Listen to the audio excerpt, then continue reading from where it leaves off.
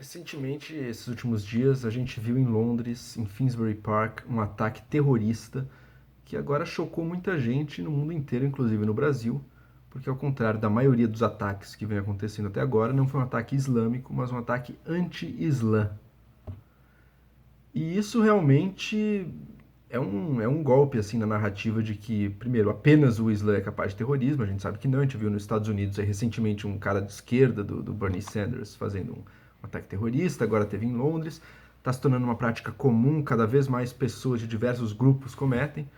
E eu acho interessante notar que, embora esse homem inglês, branco, de tradição, obviamente não praticante para ter feito uma coisa dessa, mas de tradição certamente cristã, embora ele provavelmente odeie o Estado Islâmico, o ISIS ou a Al-Qaeda e todo o islamismo extremista, mas também o Islã de maneira geral, embora ele odeie o Estado Islâmico e a Al-Qaeda, o que ele fez serviu, ainda que involuntariamente, mas serviu totalmente aos desígnios do ISIS e da Al-Qaeda.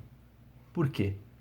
Porque ele sublinhou, ele reforçou essa ideia de que você tem que tomar uma decisão básica na sua vida. Ou você é muçulmano, ou você é inglês, ou você é ocidental. E na medida em que essa dicotomia for reforçada, o ISIS sai ganhando. Essa é a estratégia básica dele na Europa. Conseguir adeptos, conseguir que muçulmanos que deixem de tentar se integrar à sociedade europeia, à sociedade ocidental, que vejam a sociedade ocidental como necessariamente antitética à sua identidade muçulmana e que, portanto, vejam como única saída viável se juntar a algum grupo extremista, algum grupo que negue radicalmente o Ocidente, que combata o Ocidente. Na medida em que o ISIS fortalece esse tipo de narrativa junto aos muçulmanos, ele consegue mais adeptos. Na medida em que ele fortalece isso junto a populações ocidentais, ele faz com que loucos como esse cara tomem atitudes como essa e cometam um atentado bárbaro como esse, tirando várias vidas, e reforcem ainda mais entre os muçulmanos que, de fato, o que a gente está fazendo morando nesse país? Esse país nunca vai ser a nossa casa, nunca vai ser a nossa nacionalidade. Porque é assim que os nativos tratam a gente, é assim que eles nos veem. Existe um gap, existe um abismo intransponível entre nós e eles.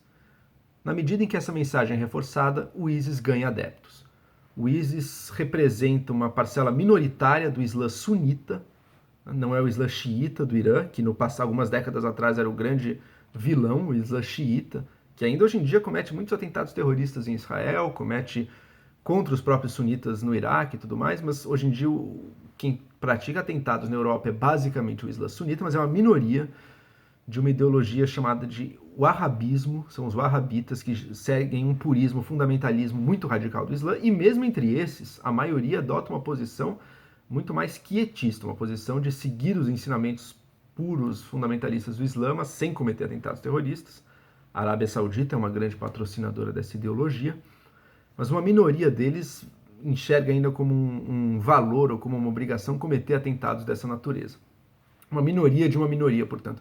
Mas na medida em que se fortalece essa ideia de que o Islã é incompatível com o Ocidente e que o Ocidente jamais poderá ser um lar para os muçulmanos, cada vez mais muçulmanos xiitas irão aderir a esse tipo de ideologia extremista, esse tipo de visão que vê essa incompatibilidade radical e que, portanto, vê a guerra como a única saída possível. Isso é letal para os países europeus. Os países europeus, a gente está falando de países que têm o quê? 5% de população muçulmana já. Eles não têm nem sequer a opção, já seria uma opção ruim, mas eles nem sequer têm a opção que o Brasil tem, por exemplo, de barrar os muçulmanos. Os muçulmanos já estão lá, já são uma parte considerável da população.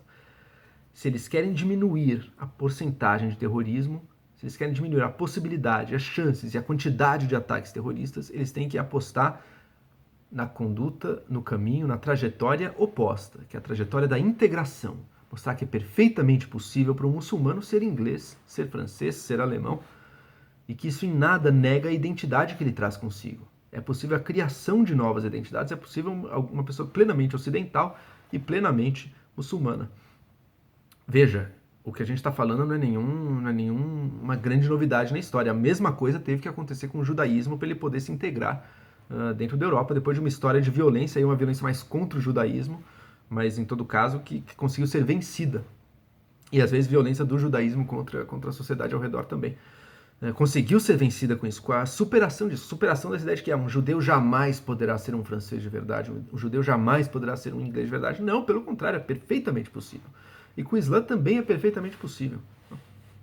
Eu acho curioso que muitos brasileiros, cada vez mais da direita, estejam aderindo a essa ideologia, esse pensamento islamofóbico, que foi o que produziu atentados como o de hoje. Tá? Toda teoria, toda doutrina, toda religião, toda ideologia pode gerar atentados terroristas. Desde o anarquismo lá no passado, o ateísmo pode, todo tipo de ideologia pode, inclusive a islamofobia, atentados contra muçulmanos, como que a gente viu, um ato barbárico, um ato bárbaro, tão ruim como qualquer atentado que muçulmanos radicais, wahhabitas, terroristas cometam. Tá? Existem diferenças importantes que é o seguinte: para um muçulmano, para um adulto, um jovem muçulmano que frustrado com a existência, porque o que leva a pessoa a tomar essa atitude? Seja o inglês cristão, seja o muçulmano. Ele tem que estar muito frustrado com a sua vida, ele tem que estar realmente com alguns problemas sérios de adaptação no seu meio social. A diferença é que no caso do Islã sunita, o wahhabita radical, existem organizações prontas para acolher essas pessoas frustradas, para incentivar, para intensificar, para aprofundar o sentimento de alienação deles e para prepará-los, para ajudá-los, para estimulá-los a cometer atentados. Essa é uma grande diferença, uma diferença muito relevante. Tá?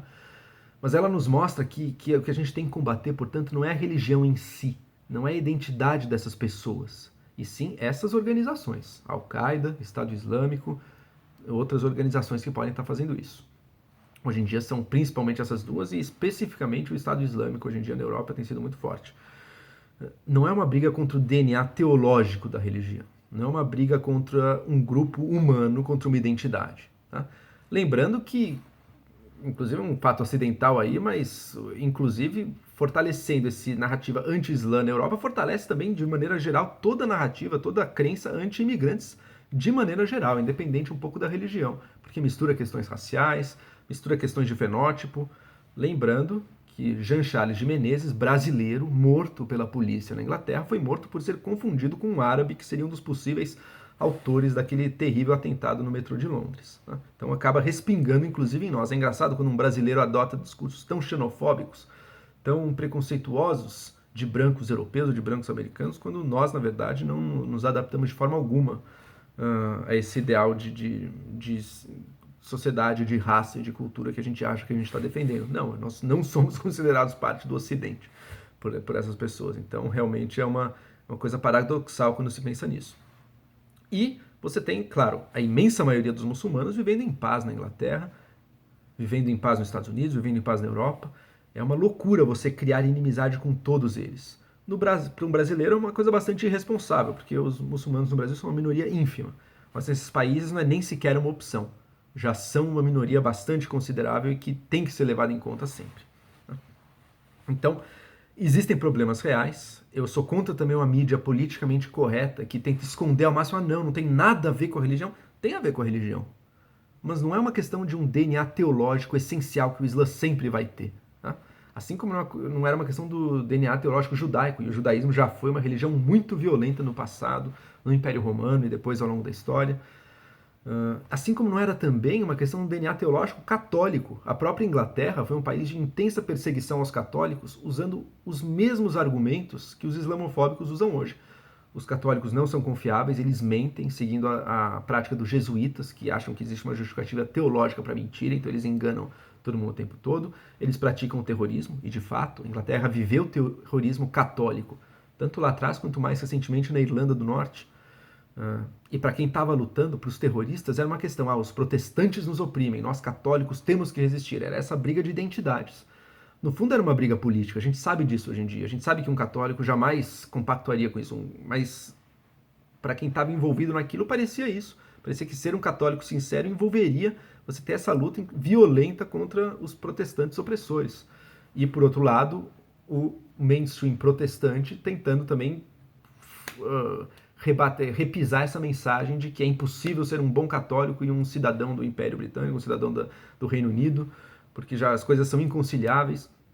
Se você repisa isso, se você reforça isso, você reforça as bases da violência. O nosso combate tem que ser as estruturas, as organizações que facilitam e promovem esse tipo de violência. E é por isso que muçulmanos sunitas hoje em dia são autores da imensa maior parte dos atentados. Mas veja só, a gente se surpreende, né? Chega um atentado terrorista, uma van atropela pessoas, todo mundo sabe, já sei que é muçulmano. E não, estava atropelando muçulmanos, porque era um cara movido por esse discurso de ódio absolutamente irracional, absolutamente ineficaz. Ele cria uma guerra civil onde não precisa haver guerra civil, e preconceituoso e calcado puramente no ódio. É óbvio, da mesma forma, a imensa maioria das pessoas que são islamofóbicas jamais cometerão um atentado terrorista. Felizmente, ainda não existem organizações dedicadas a transformar islamofóbicos em terroristas, como existem certas facções do Islã sunita. Mas a partir do momento que elas existirem, assim como existem organizações dedicadas a transformar ateus socialistas em terroristas em certos lugares do mundo, pode ter certeza que o terrorismo ideológico, movido até pela islamofobia, também poderá se tornar um lugar comum. Tá? A psicologia humana é a mesma em todos os lugares. Não importa a religião, não importa o país, não importa a raça. A gente tem que entender como ela funciona e tem que saber desarmar essas facilidades para o conflito que às vezes vêm embutidas na nossa mente.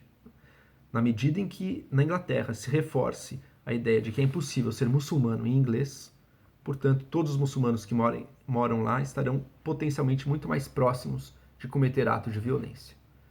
Na medida em que a gente promova a harmonia, a possibilidade da coexistência e da coexistência simultânea dessas duas coisas na mesma pessoa, a gente vai estar criando pontos de integração, que também tem que vir com integração econômica, tem toda uma questão legal de facilitar acesso ao mercado de trabalho, empreendedorismo e tudo mais, também é essencial, mas essa parte cultural também importa. E daí sim estaremos criando pontes, estaremos criando portas e saídas para vencer o problema do terrorismo.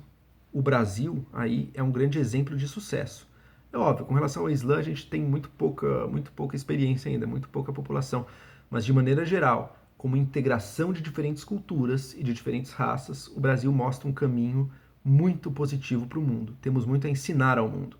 Será uma tragédia se o próprio Brasil, que tem tanto a ensinar de integração, a gente não tem os conflitos raciais que os Estados Unidos, que a África do Sul, que tantos outros países, Haiti, que tantos outros países que tiveram escravidão têm hoje em dia. Por quê? Porque apesar de toda a violência, o Brasil soube integrar. Será uma pena enorme, e na religião também, o sincretismo religioso, diferente de tantos outros lugares do mundo que tem intolerância religiosa, o Brasil tem muito a ensinar aí. Será uma pena se essas ideologias importadas do resto do mundo, de separação e de exclusão do diferente, vingarem por aqui. A gente vai perder um dos nossos traços mais valiosos e que permite superar conflitos que a Europa está vivendo agora, que os Estados Unidos vive de algumas outras maneiras. Esse é algo que a gente tem a se valorizar e não a pegar justamente o que tem de pior no discurso da extrema-direita desses países, que realmente está completamente equivocada, se beneficia porque leva a população a depender cada vez mais dela, mas aumenta a violência dentro do país. Aumenta por quê? Porque produz loucos como esse, que atropelou muçulmanos, e porque entre os muçulmanos produz essa mentalidade de que eles jamais serão integrados, jamais serão cidadãos integrais do país, e que, portanto, a única saída para eles é o conflito. Vamos escapar disso, vamos mostrar a saída mais virtuosa, que é a saída da integração, que é a saída brasileira também.